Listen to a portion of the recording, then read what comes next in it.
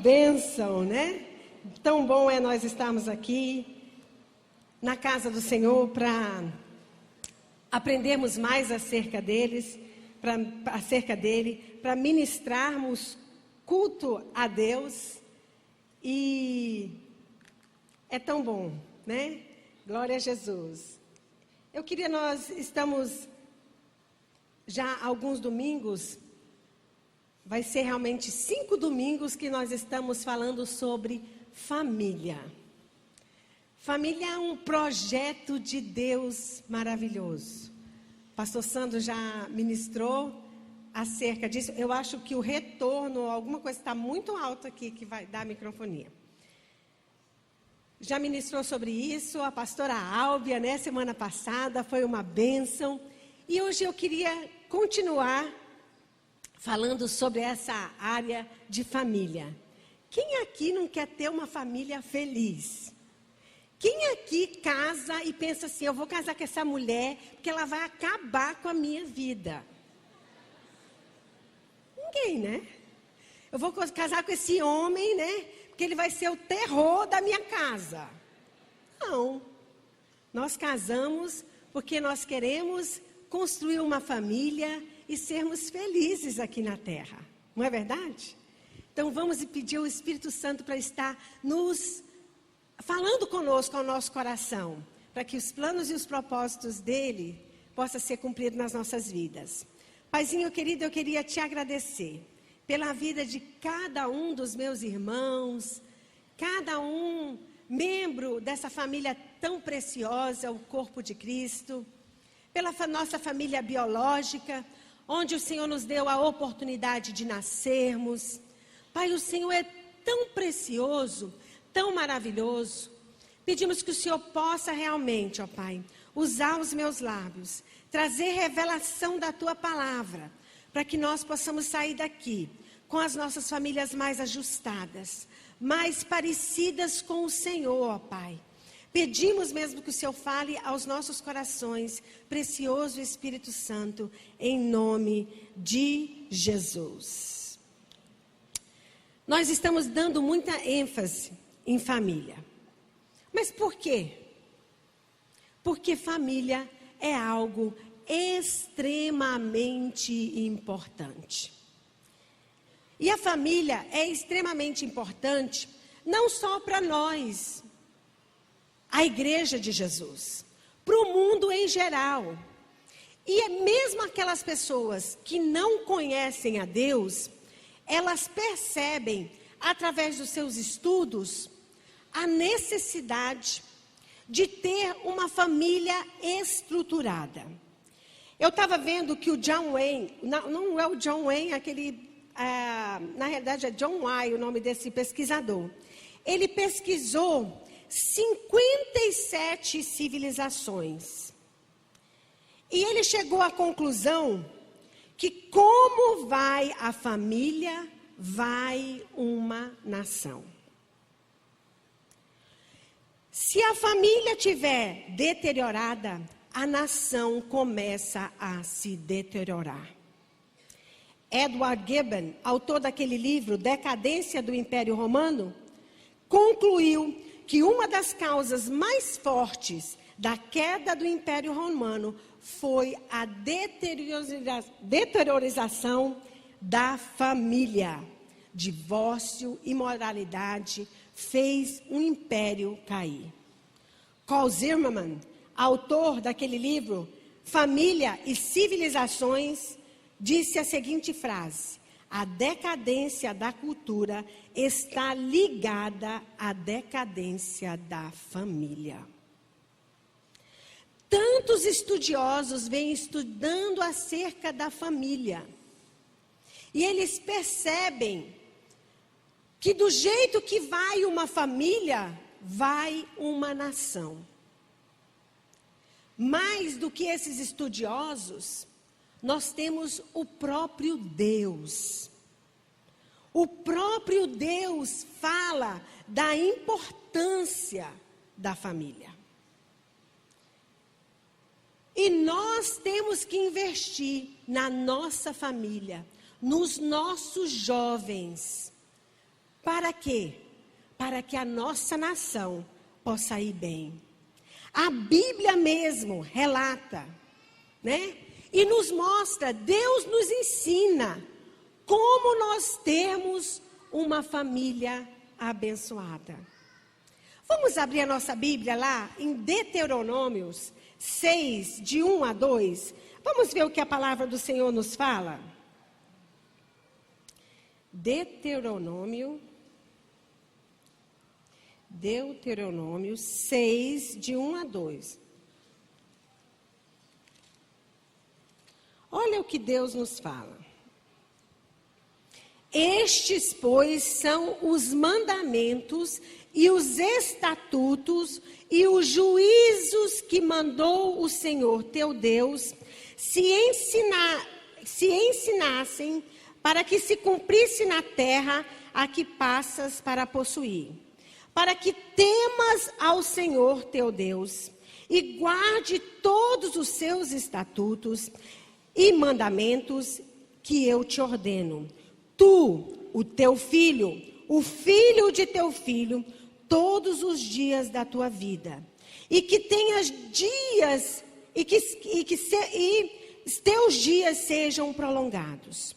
Ouve, pois, ó Israel, e atenta em os cumprires, para que bem te suceda, e muito te multipliques na terra que manda leite e mel, como te disse o Senhor, Deus de teus pais.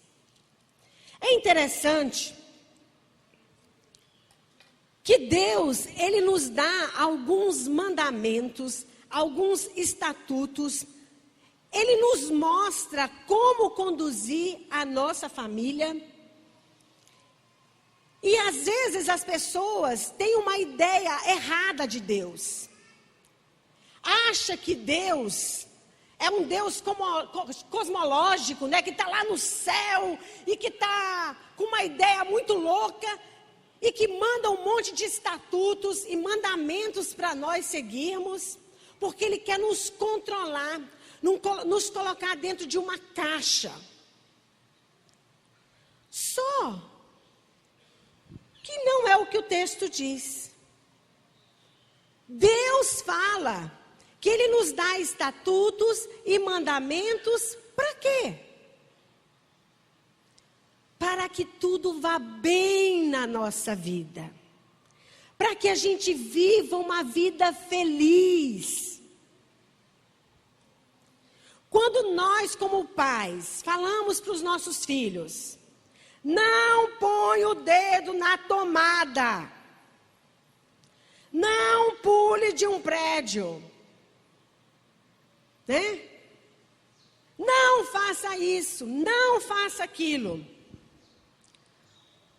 As crianças podiam pensar, os meus pais, eles estão fazendo isso porque eles não querem que eu experimente um choque. Eles não querem que eu tenha as minhas experiências. Ele não quer que eu aproveite. As crianças podiam pensar isso. Mas por que os pais, nós como pais, damos mandamentos? Falamos alguns estatutos. Declaramos o que nossos filhos podem e não fazer.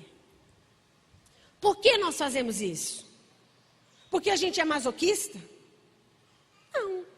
Porque a gente não quer que nosso filho, se ele insistir e meter o dedo na tomada, ele pode morrer. E quantas vezes nós insistimos em colocar o dedo na tomada onde Deus falou para nós não colocarmos? Aprendemos com as lições da vida? Sem dúvida. Só que muitos não aprendem com as lições da vida. Muitos morrem no meio do caminho. Muitos sofrem as consequências até hoje. Por quê?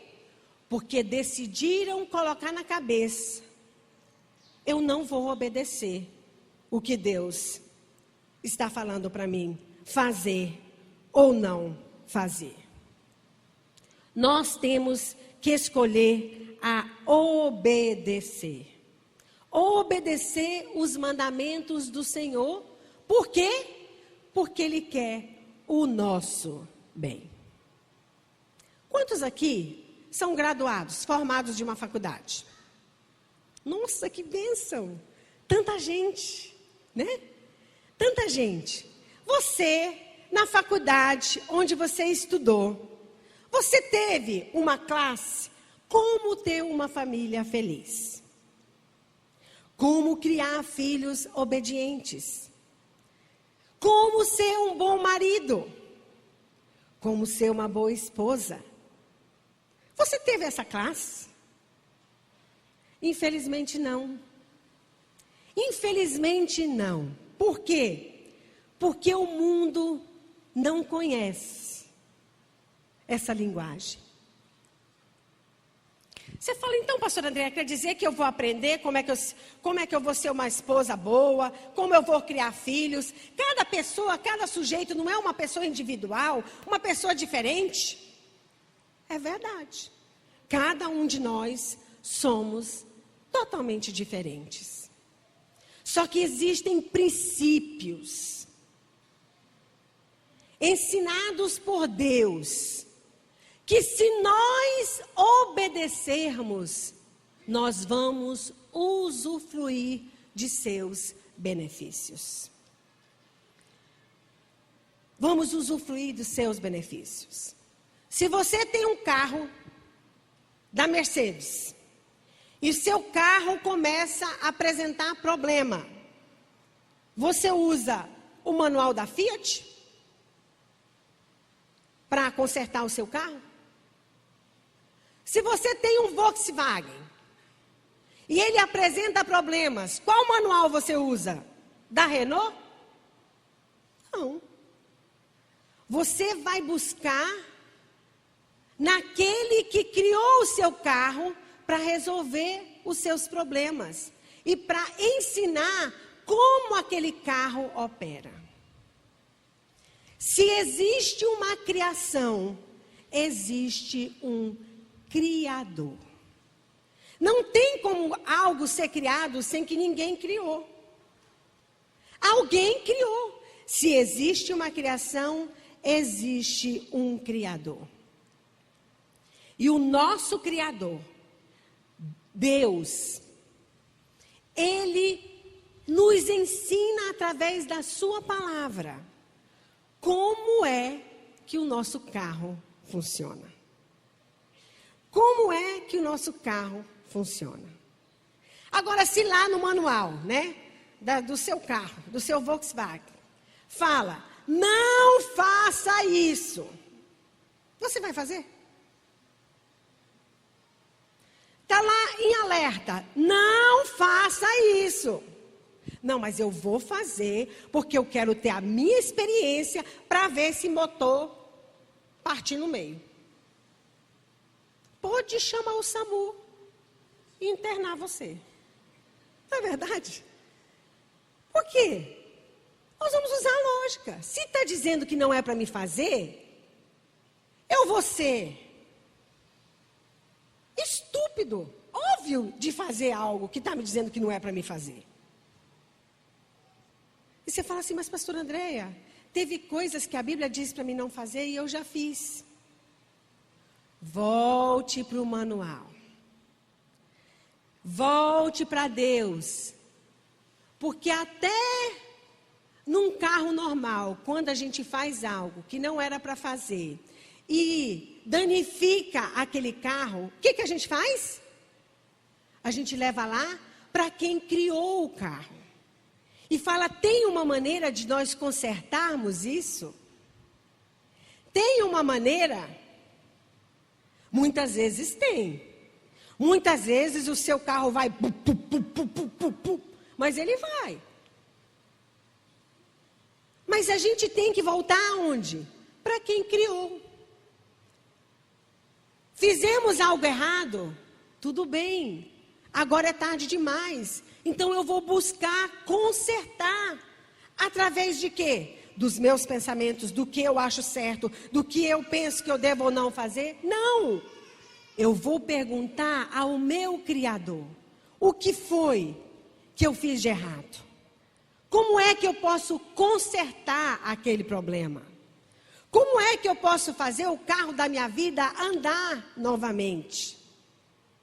E eu quero falar um pouquinho sobre como solucionar conflitos e restaurar relacionamentos. Pastora Andréia, fiz algo de errado, pisei na bola, e agora? Nós vamos aprender, através da palavra de Deus, como solucionar conflitos e restaurar relacionamentos. Gente, solucionar conflitos é algo que todos nós temos que aprender. Porque se nós não aprendermos a solucionar conflitos, nós vamos passar a vida toda sofrendo. Nós temos que aprender. Como é que eu soluciono conflitos? Seja lá onde for. Hoje nós estamos falando sobre família. E família é um lugar propício para a gente aprender como é que eu vou viver bem com alguém que mora do meu lado, que dorme comigo, que nasceu de dentro de mim. Como é? Nós vamos falar alguns segredos que vai te economizar muitos reais em terapia. Se você absorver esses segredos e praticá-los, isso vai ajudar muito você. Quando eu estiver falando esses segredos, faça uma análise da sua vida. Eu tenho praticado isso? Por que talvez que aquele meu relacionamento não deu certo? Ou por que eu estou nessa situação que eu estou? Eu tenho praticado esses segredos? Pastor Sandro, pastora Álbia, né? Vieram desde o começo contando a história da criação, falaram sobre romance real, como começar as coisas da maneira certa. Mas nós temos pessoas que o bonde já está andando. E aí? O que é que eu vou fazer? Como solucionar conflitos? Como restaurar relacionamentos? A primeira coisa, gente, a primeira coisa que nós temos que fazer, sabe o que é? Estar cheio de Jesus. Se nós estivermos cheios da presença de Jesus, cheios dele, já é meio caminho andado. Sabia? Ah, sim. Bom, está cheio de Jesus. E aí? Como é que eu vou estar cheio de Jesus? Eu abro a minha boca e deixo Jesus entrar e ele me enche?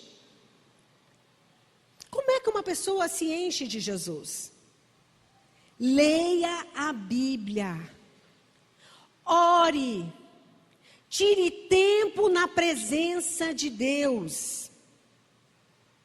Para quê? Para que a gente possa se alimentar e possa parecer como Ele. Gente, se nós não tivermos o temor do Senhor no nosso coração, se nós não tivermos cheios de Jesus, o homem sem Deus é pior do que um animal. Faz coisas que nem os animais fazem. Eu às vezes brinco, né? Você sabe que, por exemplo, o pinguim, aquele pássarozinho tão lindo, né? Preto e branco, que alguns têm em cima da geladeira.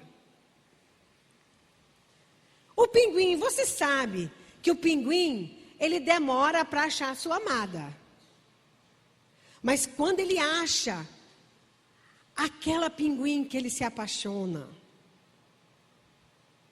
e ele cruza com aquela pinguim, você sabe que nunca mais ele tem outra mulher.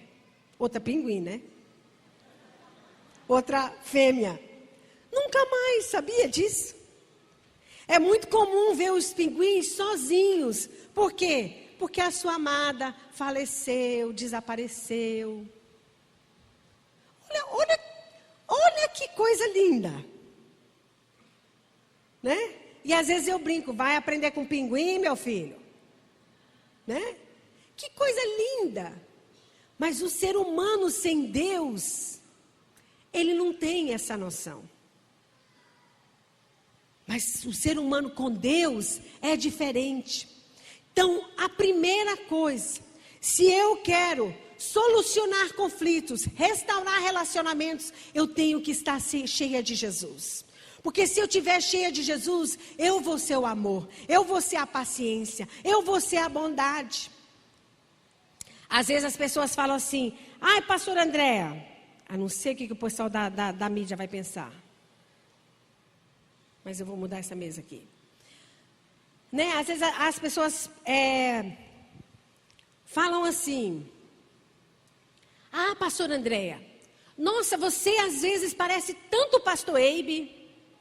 E às vezes o pastor Sandro, ele chega assim, se o Eibe está viajando, ele fala assim, pastora Andréa, eu queria saber, queria tomar essa decisão, e eu queria saber como é que o pastor Eibe iria agir. Aí eu falo para ele, olha, ele faria assim, assim, assim, assim. E pode perguntar para o Eibe, que vai ser exatamente isso. Mas por quê? Isso veio do nada? Não. Veio da convivência.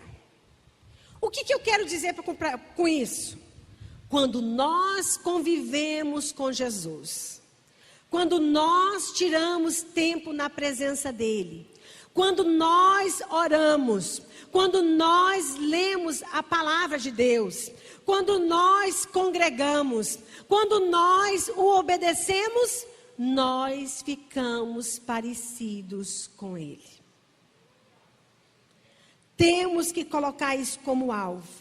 Eu vou tirar tempo na presença de Deus. Nem que seja 5 minutos, 10 minutos, não sei quantos minutos. Mas tire tempo na presença de Deus. Um grande pianista, misericórdia, eu estou só na introdução.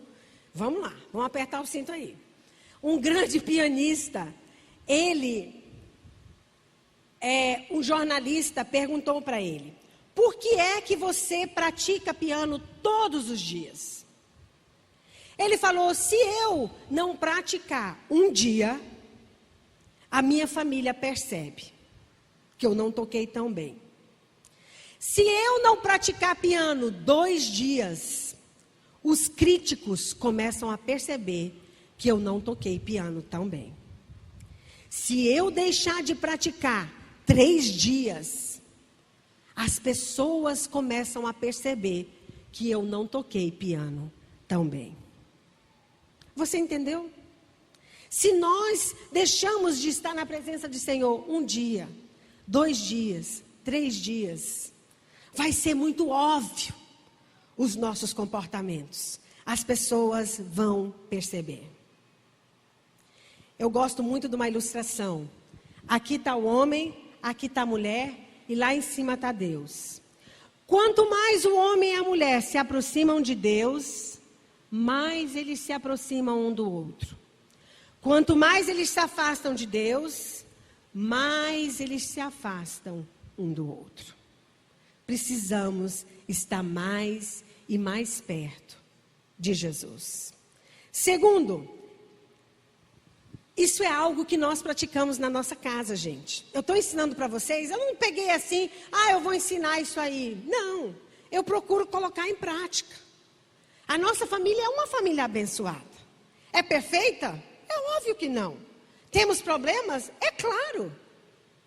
Mas nós podemos dizer que nós vivemos felizes. Graças a Deus.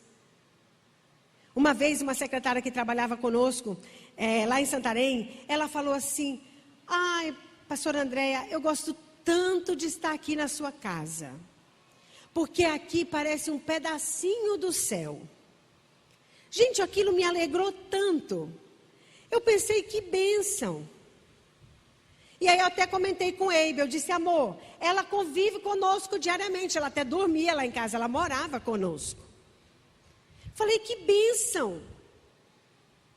Então, princípios que eu vou estar compartilhando com vocês, são princípios que nós praticamos. Segundo, decida alguns territórios proibidos. Hã? Quer dizer que tem coisa que a gente não pode fazer? O quê? Lá, quando nós casamos, nós decidimos alguns territórios proibidos. Territórios proibidos são palavras que jamais nós iremos falar. Decida na sua casa alguns territórios proibidos, coisas que você não vai falar. Pode estar chovendo canivete, mas você não vai abrir a boca para falar. Tipo, eu te odeio, né? Eu vou me divorciar de você. Tenho nojo de você. Né? Errei quando eu casei com você, seu... Mas não é não, é errei quando casei com você. São palavras que nós não podemos dizer. Eu não te amo mais. Gente, essas palavras machucam tanto a outra pessoa. Você sabe que quando existia a Guerra Fria entre a União Soviética e os Estados Unidos, eles estavam em pé de guerra, brigando, falando, e em conflito constante. Mas você sabe que eles tinham territórios proibidos. Duas nações, uma brigando com a outra, eles tinham territórios proibidos. O território proibido que eles decidiram em acordo, sabe qual era? Se chamava MAD. MAD queria dizer, eu não vou usar armas de destruição em massa. Vocês não vão usar e eu não vou usar. Por quê? Porque eles sabiam que se uma daquelas nações decidissem entrar nesse território proibido, a humanidade poderia ser exterminada. Nós temos que delimitar os territórios proibidos na nossa família. Palavras que machucam, que ferem, que cortam a pessoa. Você vai decidir com o seu esposo. Nós temos as nossas palavras. Mas decida não no momento que o negócio está pegando fogo, não. Decida antes. Antes. Decida sobre isso. Terceira coisa.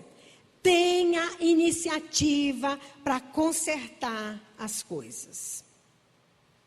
Chame para conversar, gente. A Bíblia nos relata, Davi, o filho dele estava aprontando, fez coisas terríveis. E a Bíblia fala, Davi não chamou o filho para conversar. Quantos pais fazem isso? Quantos maridos e mulheres não conversam sobre as coisas? Nós vamos botar aqui debaixo do tapete. Eu vou sair do lugar, eu não quero conflito. É uma coisa que eu e o Eibe também temos concordado. Se o negócio está esquentando, ninguém sai. Fechamos a porta e jogamos a chave lá para fora. Nós vamos resolver isso. né? O Eibe é um líder muito forte. Eu sou uma líder forte. Mas nós temos isso. Eu estou falando com você, não saia. Mas...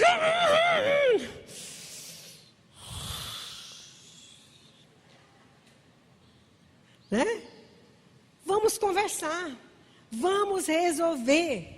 A Bíblia fala, se tem algo entre nós, nós não podemos ir dormir.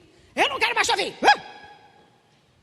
E tampa o ouvido com o travesseiro. Isso não é uma maneira de resolver conflito. Gente, vamos conversar, vamos pensar. Eu quero entender o que você está falando. Eu quero expressar o que eu estou dizendo. O que eu quero dizer. Você me entendeu errado? Nós temos que lembrar, gente, que o nosso compromisso, em primeiro lugar, é com Deus. Não é com meu marido, com a minha família ou com meus filhos. É com Deus.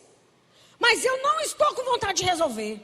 Eu não estou com vontade de fazer isso. Eu não estou com vontade de perdoar. Mas o que Deus fala? O meu compromisso não é com você. É com Deus. E se Deus fala que eu tenho que resolver, que eu tenho que sentar e nós conversarmos, eu vou fazer.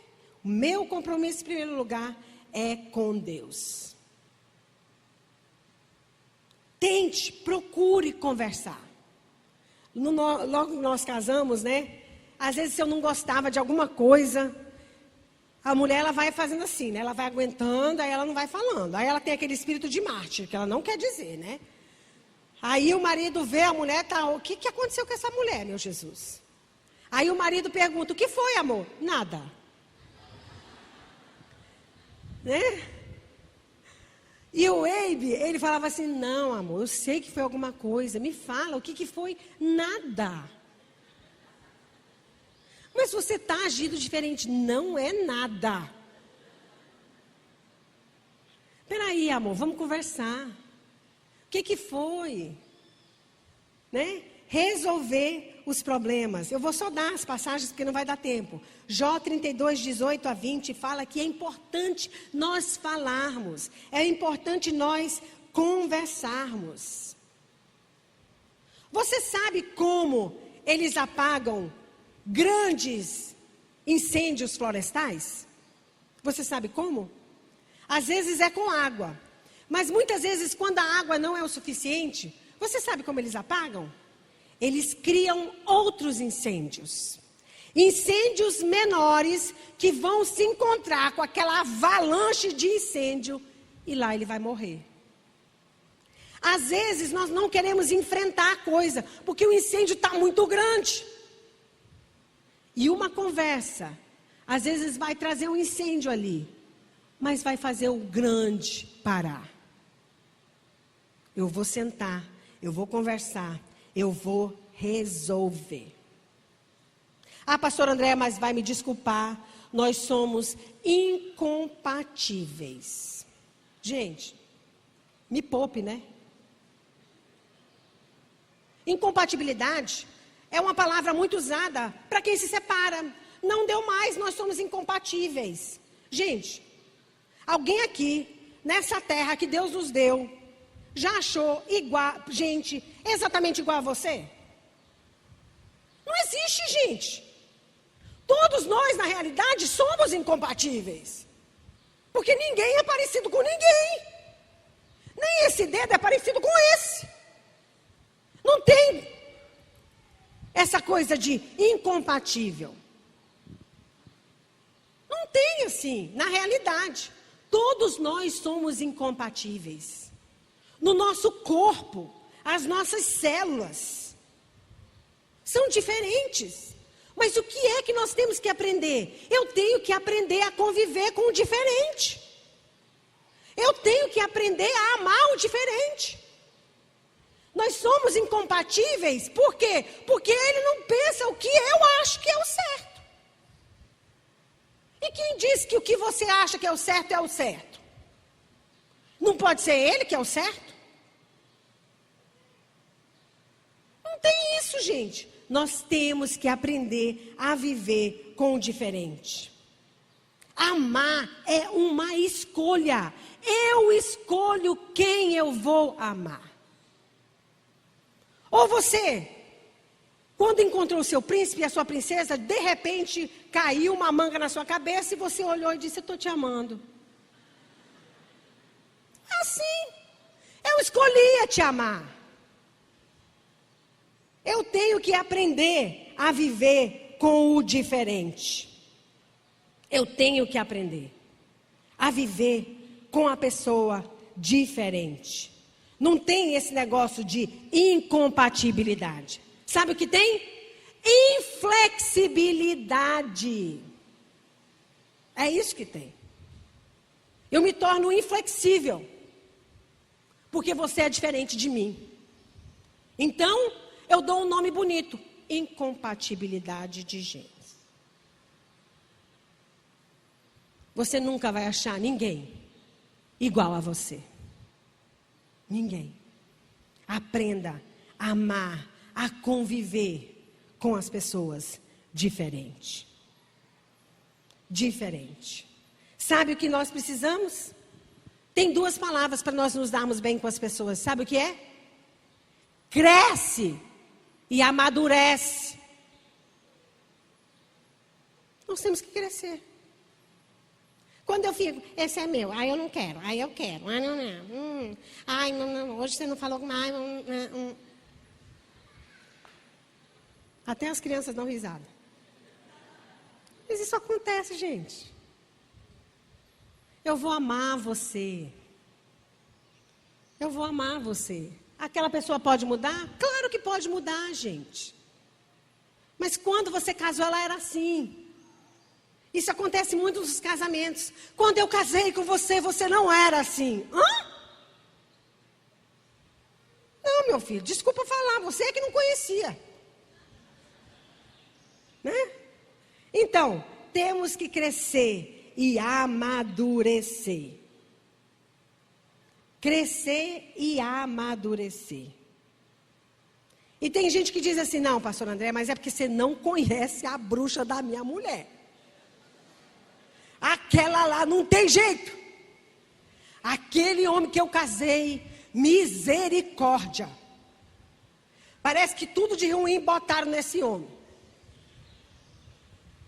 E tem gente que diz: minha filha, pau que nasce torto, morre torto, até as cinzas é torta. Verdade, né? Tem pessoas que falam isso. Mas sabe o que, meu irmão, minha irmã? Pau que nasce torto não precisa morrer torto se passar pelas mãos do carpinteiro Jesus. Ele conserta. Ele conserta a gente. Eu sou um exemplo disso. E não me olhe com essa cara de assustado, não. Você é um exemplo disso. Você não está bem diferente do que você era? Ou me diga aí se você é a mesma pessoa. Por quê? Porque quando nós ouvimos a palavra de Deus, vai saindo tudo quanto é sujeira, tudo que está torto na gente. Nós vamos mudando. Nós vamos mudando. E fazendo a nossa vida e a vida de outras pessoas bem melhor. Por quê? Porque eu entendi que eu sou uma pessoa flexível. Que eu quero conversar, que eu quero entender, que eu quero olhar pela perspectiva do outro. Que não precisa ser do meu jeito.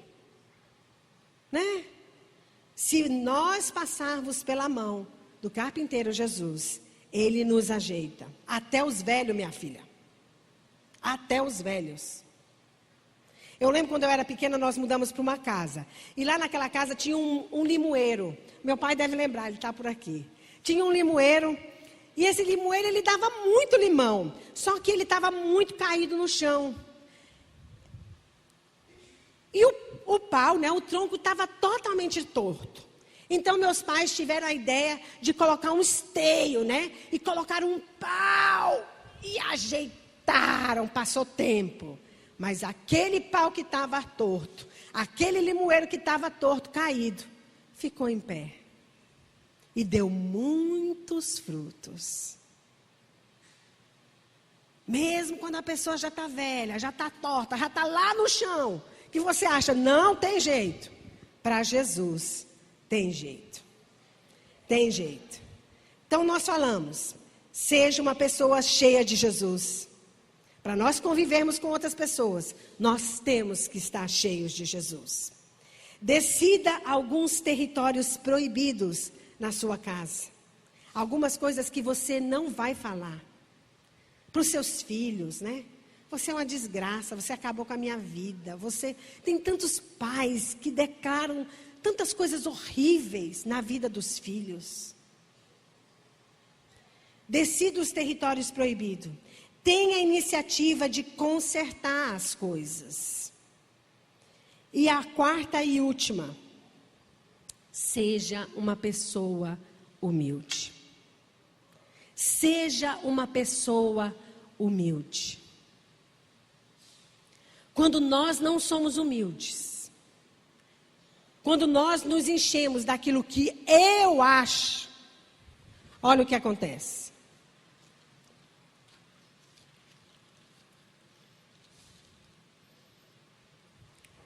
David, meu filho, vem cá me ajudar.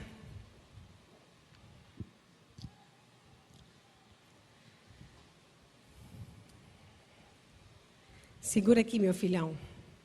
O microfone aqui para a mamãe. Quando eu acho que o que eu está certo é o que é certo, eu faço assim, ó.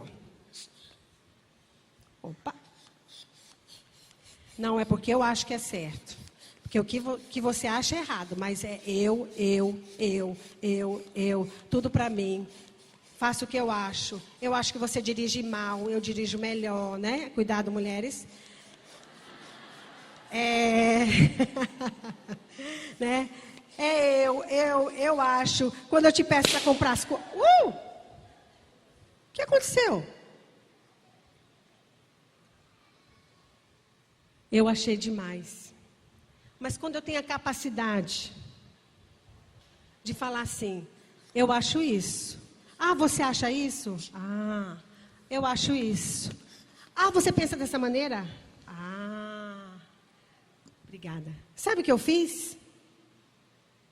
Esse é o movimento da vida. Põe a sua mão na barriga. Você percebe esse movimento?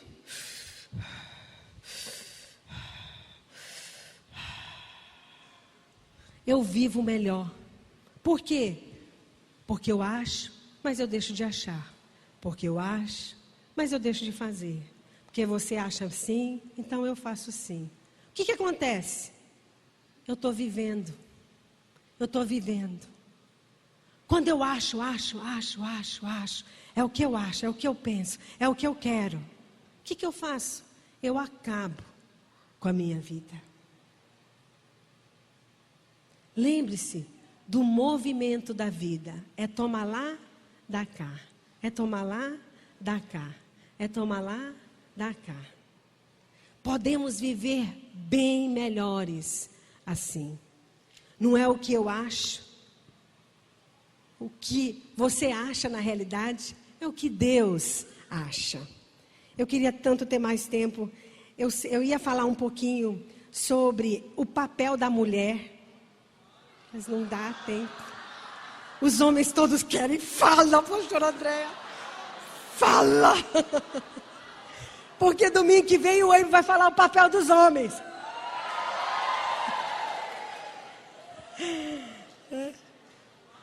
Mas eu vou falar duas coisas bem rapidinho que vai resumir aqui. Por causa do horário mesmo, né? Vou falar duas coisas bem rapidinho. Fizeram uma pesquisa e perguntaram para o homem, para vários homens, o que a mulher deveria fazer. Você já imagina o que eles falaram, gente? O que a mulher poderia fazer para torná-los mais felizes? Os homens se animaram agora. Sabe qual foi a primeira coisa que os homens falaram? Respeito. Se ela me respeitasse mais. Olha aí. Respeito. Você respeita o seu marido? Ou você fala mal dele? Você não elogia ele? Você não arruma e não faz nada para ele? Não é capaz de fazer uma comida que ele goste? Isso tudo é demonstração de respeito. Os homens querem respeito, querem ser respeitados. Que a mulher reconheça ele como homem. Tudo no mundo, gente, tem uma ordem. Tudo no mundo tem uma ordem. Onde há desordem, há um caos.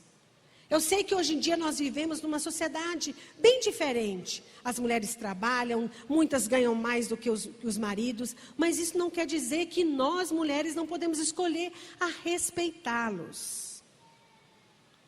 Em detalhes, em pequenas coisas. Quantas vezes eu vejo homens falando, ela nunca faz nada para mim. Né? Sempre cobrando. Olha aí, mulher, um sinal de alerta. Quando foram entrevistados vários homens, a primeira coisa que eles falaram foi respeito. E a segunda coisa que eles falaram, o que você acha? Sexo.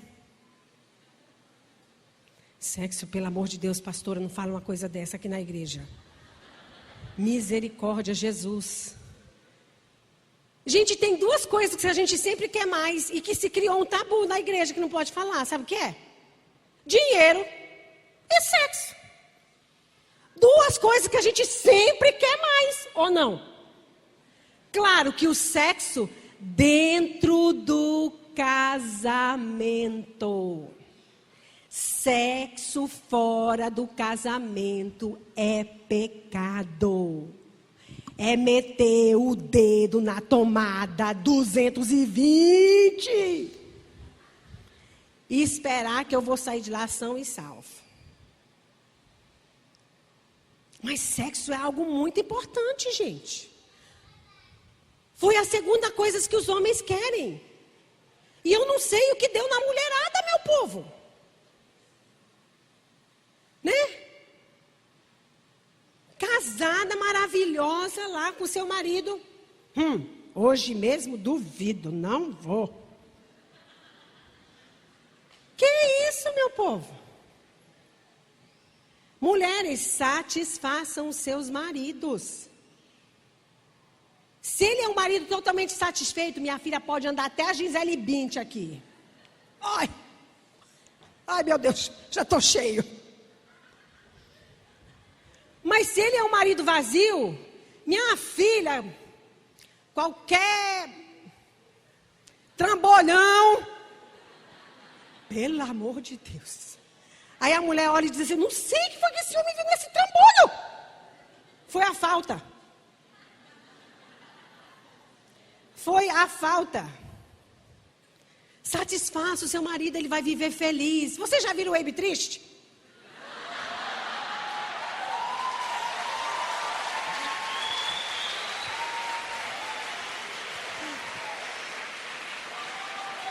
Duas coisinhas, né?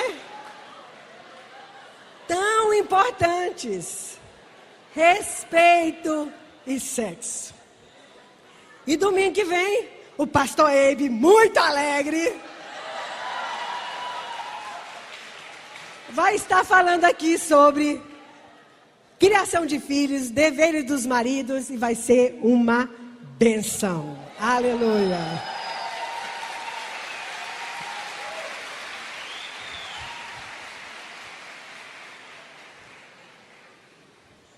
Glória a Deus.